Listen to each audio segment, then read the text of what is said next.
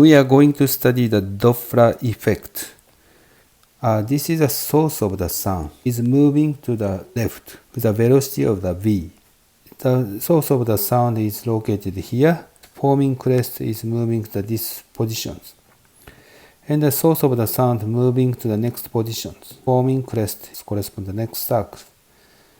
And the source of the sound is moving to this position. Next circle corresponds to the crest formed by this source of the sound. And when the crest source of the sound is here, crest is coming here. Actually, wavelength becomes shorter. This is wavelength. Wavelength becomes shorter. But if you hear the sound in this position, opposite side wavelength becomes longer. This is longer. So this is a Doppler effect. Example is a change in the pitch of a siren of a moving ambulance. The equation is expressed this way, this expression. Maybe you might have studied in high school. So let's review the expression. The source of the sound is moving toward you. So you hear the sound.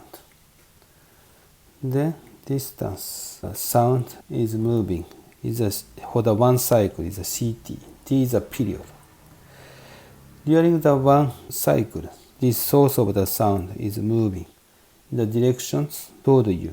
This distance is expressed ut because u is the speed of a source of the sound.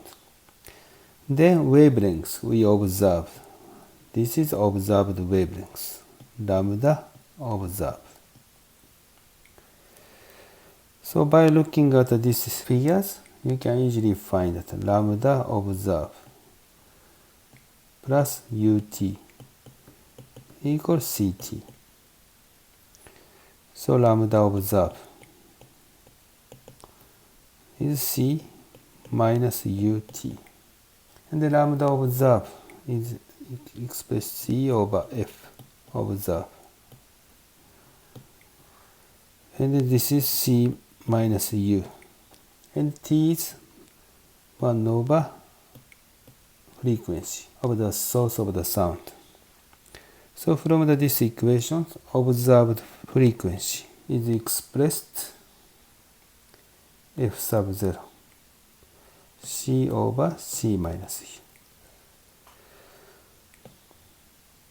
So this is classical Doppler effect we discover. This is exactly the same equation. So Doppler effect in the relativity. Actually, we need to modify. Source emit light waves with a frequency of f sub 0 and the period of the t sub 0 equal 1 over f sub 0. This source of the light is emit the light with a frequency of the f sub 0 and approaching toward you.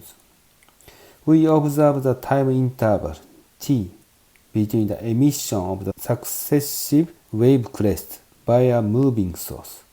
So this t is a period. Then during the capital T, actually light is propagated in the space in the distance for the ct.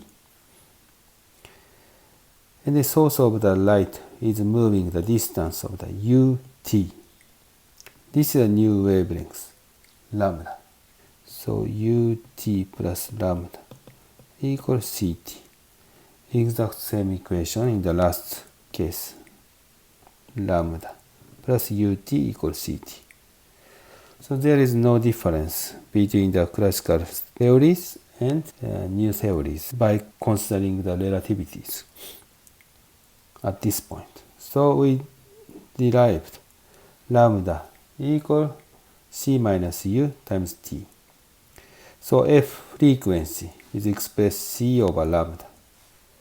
So it becomes c over c minus ut. So up to this point, there is no place to consider the relativity. Next line is quite important. At this point, we introduce relativity. Actually, time measured by the person with a moving object. That's the proper time of the t sub 0. Then this capital T was measured by stationary persons observing the moving object. This capital T and the capital T sub 0 is related with the equation for the time durations. So capital T is equal to the capital T sub 0 over 1 over square root 1 minus u over c squares. So this capital T have to be substituted here. C, this is c over c minus u and the square root 1 minus u over c square times 1 over t sub 0. And 1 over t sub 0, this is f sub 0. Then this part is expressed c over square root c square minus u squares. Then we can express the Doppler effect is expressed in this equation. F equals square root c plus u over c minus u f sub 0. So frequency is changing. Actually, frequency of light is changing if the source of the light is moving. So we derive the Doppler effect in the relativities. These are new equations. But when the case of the speed of light is much faster than the speed of the source of the light, then this equation it should be converted. If you multiply c minus u in the both sides, it's going to be this equation. So if you move the c is outside of here, c is much larger than the u, we remove these terms. Then it becomes c over c minus u. So this expression is expressed c over c minus u f sub 0. This is a classical expression. So classical formula is correct when the speed of the source of the light is much slower than the speed of light.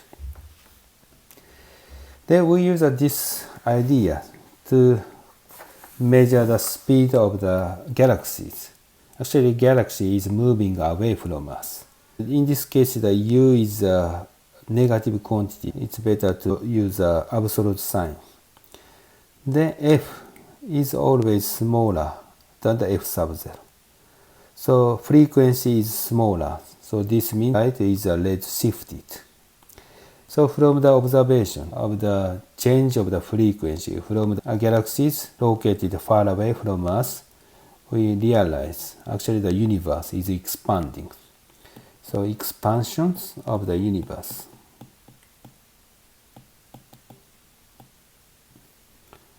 The universe discovered from these observations.